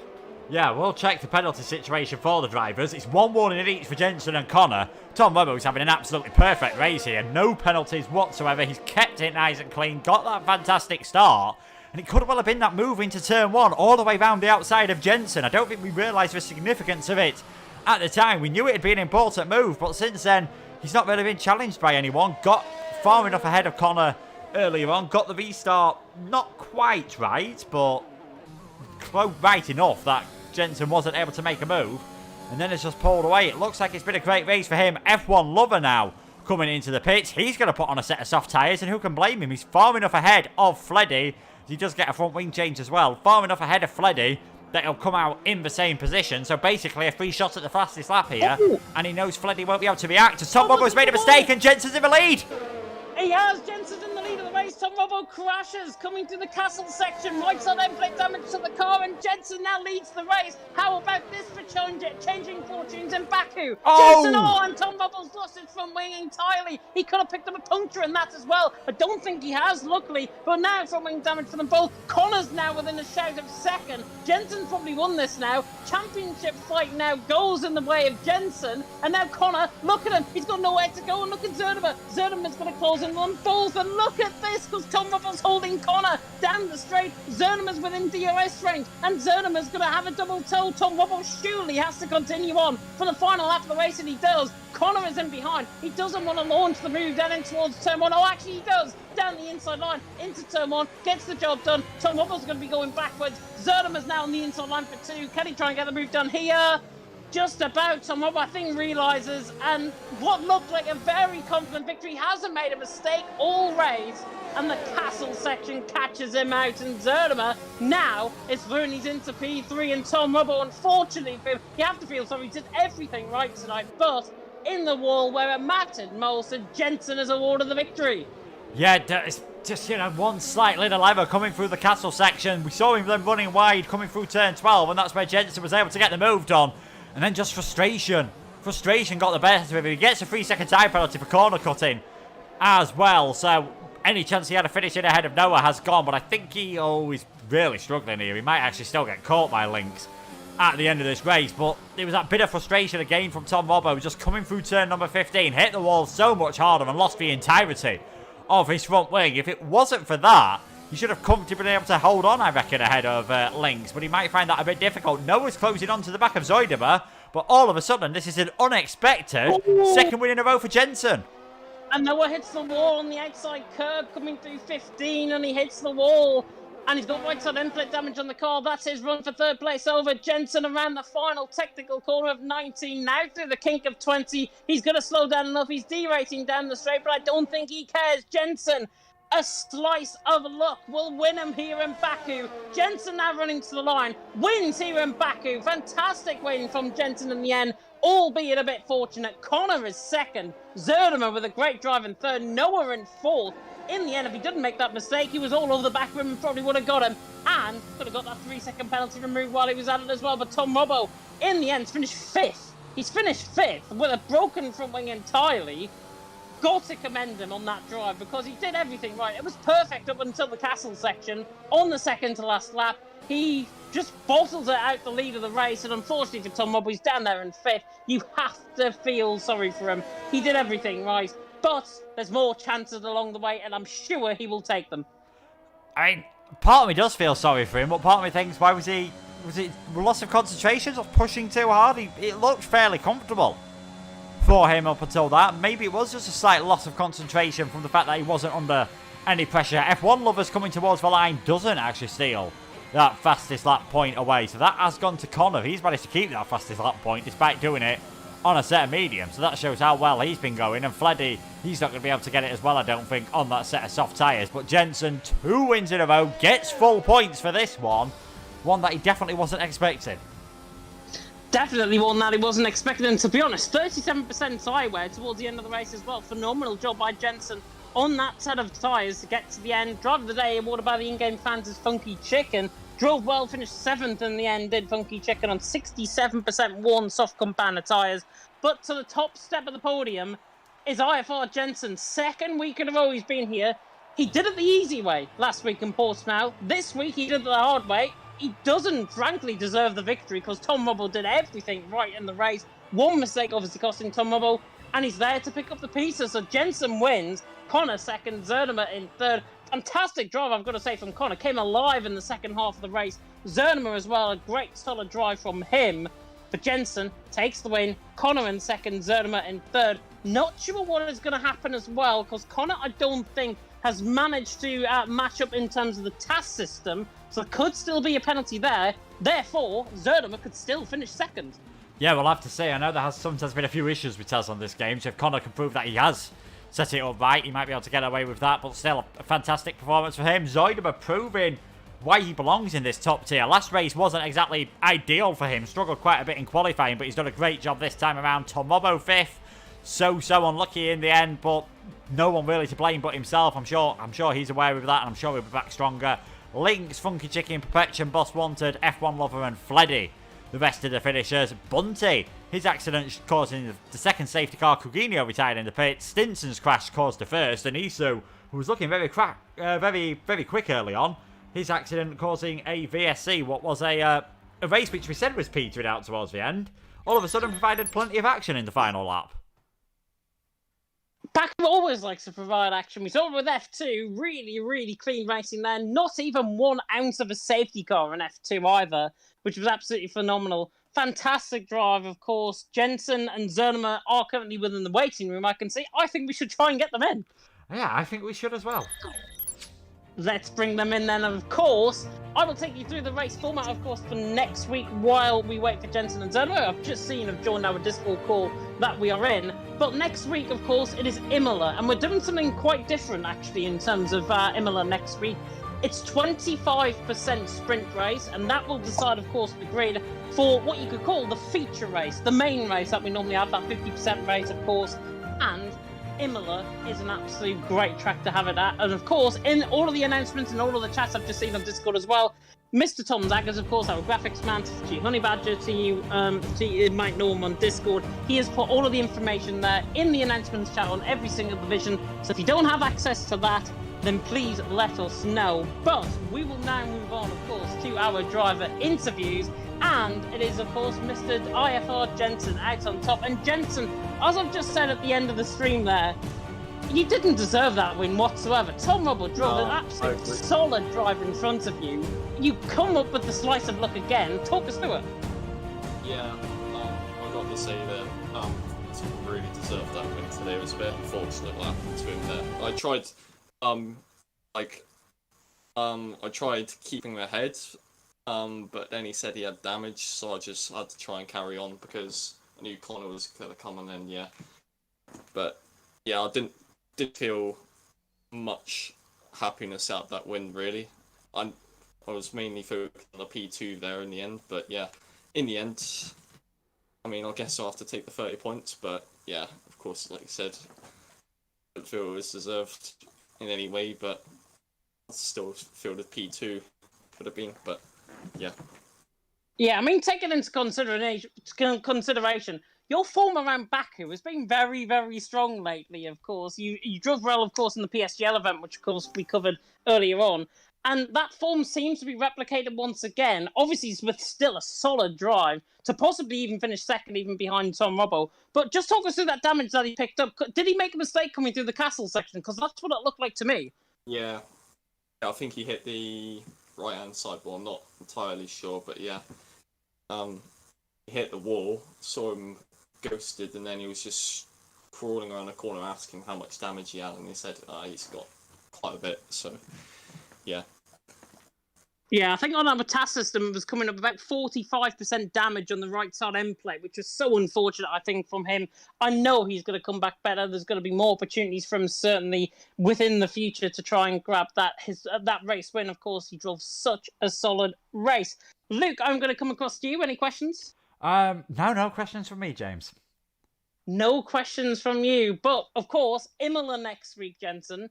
You have had checkered form, is what I can say around there in LOE. How do you think you get on? Yeah. To be honest, I don't really like Imola. It's not really much my favourite track or it's a good track to drive. I enjoy driving it, but I'm just not up there really on the pace. But I mean, you never know in these no assist leagues.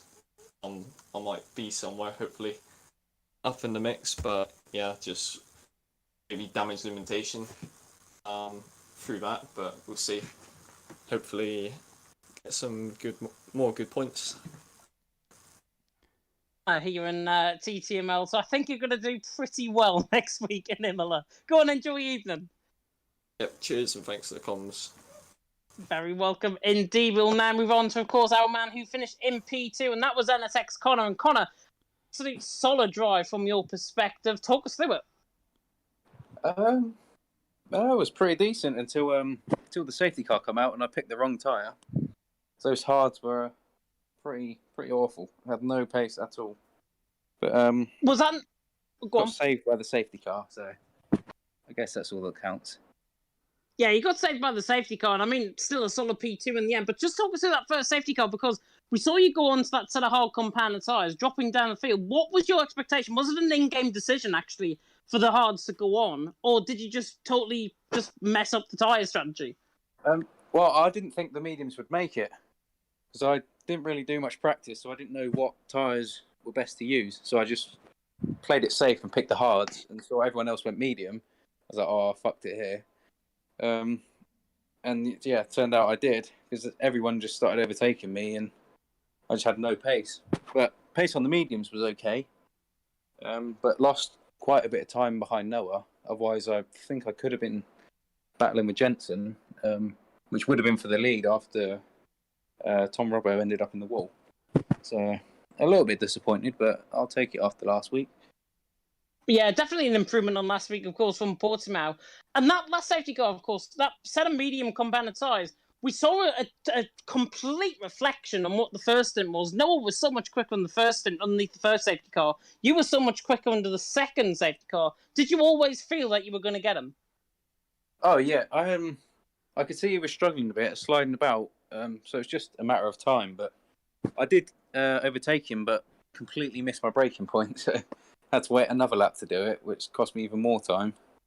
But apart from that, it was a pretty solid race. No, you got that move done, though, in the end, and that was for an absolute solid P2. Mr. Luke Etheridge, any questions? Yeah, just one from me. Congratulations on your pole position, of course, in qualifying. You were one of the few teams, along with yourself and Bunty, to actually make use of the slipstreaming strategy. Was that something you spoke about before qualifying? No, it was... I saw he was just ahead.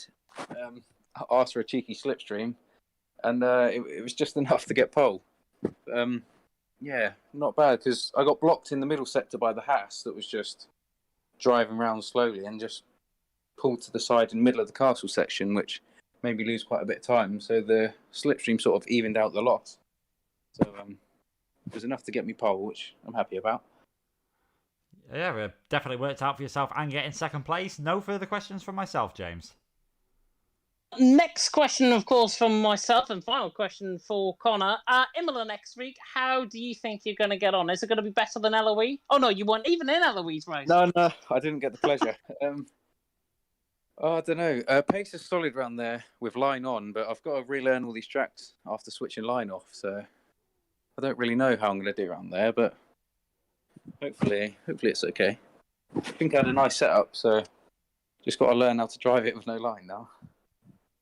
To Jensen, we haven't got Montana in TTML F1, so there's no relying on a teammate or anything here, of course, going into Imola. But go and enjoy your evening, Connor. Cheers, you two. See ya. See ya. And now we'll move on to our man, of course, who finished in P3, and that was XL Zerdema. And Zerdema, you had a really, really good strategy in the end. Talk us through both qualifying and the race. So, yeah, in qualifying, me and my teammate also did the slipstream, and we discussed it beforehand. But in the end, I don't know. I was 7/10 off my PB, so I was quite disappointed with the lap itself. The slipstream was good, but the lap itself was pretty bad. But yeah, I had a decent start of the race then, and then there was a VSC, and I knew the mediums could make it to the end from there quite easily. So I was this is my chance to get a good gap on the rest. So I was just gonna pit there and go to the end. But yeah, then there was another safety car, and then everybody pitted, of course. I'm quite surprised with the pace in general, because this is actually one of my weaker tracks for pace normally. But yeah, I'm quite surprised. And also, in the last interview of F2, I said my aim for this season is to get a podium in F1. I didn't expect it to come here, to be fair. So No, I'm quite honestly, happy with that. Yeah, honestly, you got a fantastic podium, and obviously from that step up to F2 to F1, is it any different? Because I know there was hardly any assists, I think, in F2 last season.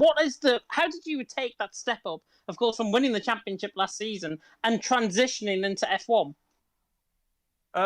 Well, I've always been no assists anyway, so I didn't have to change anything for that. But obviously the pace is a lot higher here in F1. Like in F2, I was definitely one of the fastest guys, especially on race pace. But here I'm probably the bottom half on pace, so that's probably the biggest difference, the pace. Yeah, the pace is certainly a lot quicker. Certainly from what I think we've all seen, to be honest, here in TTML.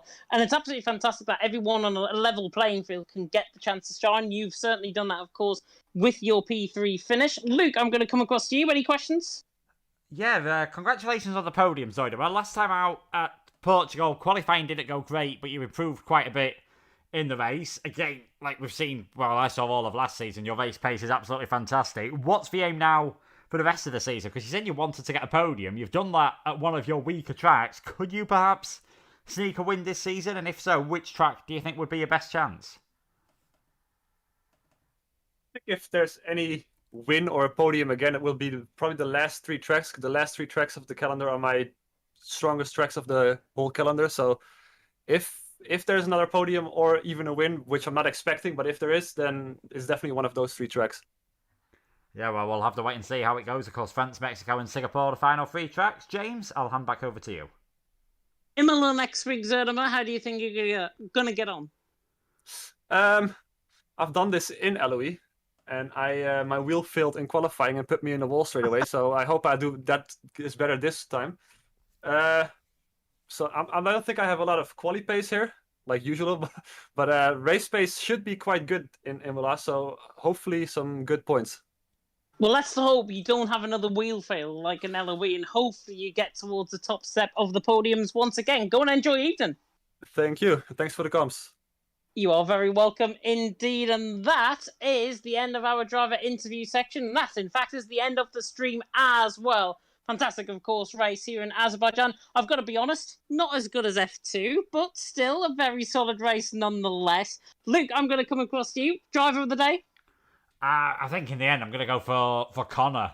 Just his pace that he had after the second one. It would have been straightforward to go for Tom Robbo, but just one small mistake turned out to be a very costly mistake in the end. Still did well to drive around with no front wing to get himself in 5th place. But like you said, I'm sure he'll be back. But that's a big swing in the championship. That is a 20-point swing to Jensen just from that one mistake. It is, and it could be very costly, of course, as we go through our races this season. I will agree. I think Connor drove an absolute solid race, so he will get my driver of the day vote as well. And to remind you of what is happening next week before the end of the stream, we have now set out the format for what is going to happen next week. So listen closely. This applies to all 5 divisions here in TTML. So we've got one-shot qualifying, and the grid will be set for the sprint race by one-shot qualifying, and that is for sprint qualifying, as we're calling it. So for sprint qualifying, it's the 25% race that I've been on about. Will set the grid for the main race. So the 50% race that we normally have will follow after. The top 10 from one-shot qualifying are required to start on the tyre they qualified on. So if you qualified on that set of soft compounder tyre, you will have to start on that set of soft compounder tyre. I think the game will do it anyways. And outside of the top 10, everyone will have the same choice of tyre. We'll have a free tyre choice as per normal. A mandatory one-stop strategy is required by the game, but this is the exception rather than the rule.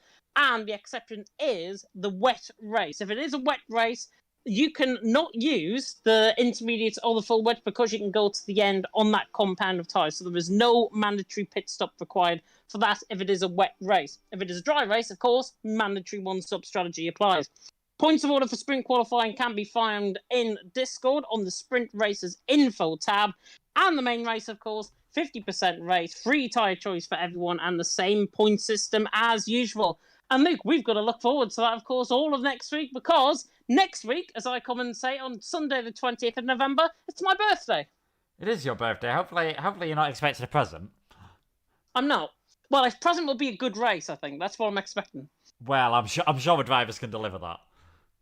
I hope they can. I really hope they can. Not putting any pressure on anyone, but deliver or else. That's all I'm going to say. And we're going to end the stream there.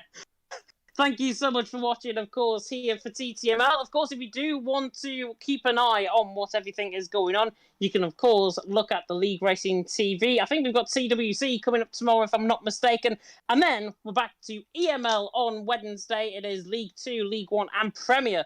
Going to be taking in, I think it's France, if I'm not mistaken, EML this time around. I will confirm on that on the calendar. And yeah, it is the French Grand Prix in Le Castellet in France. So we go there for both League 2 and League 1, and that is at 7 p.m, and then it's 8:30 p.m. for Premier. And then, of course, we do it all over again. TTML F2 and F3 on Thursday, of course, at 8 p.m, not 7 p.m. Friday, of course, is F4 and F5, and that is at 8 p.m. as well. And then we're back again on my birthday, Sunday, 28th of November. It is Imola, of course, for TTML F1. Really hope you enjoyed the stream, of course. If you did, like, comment, subscribe, take that notification bell, of course, if you are new. And myself and Luke will see you next week. So for myself and from Luke, we're going to do this properly. I've been James Head. I've been Luke Etheridge. Thank you so much for tuning in. And until next time, goodbye.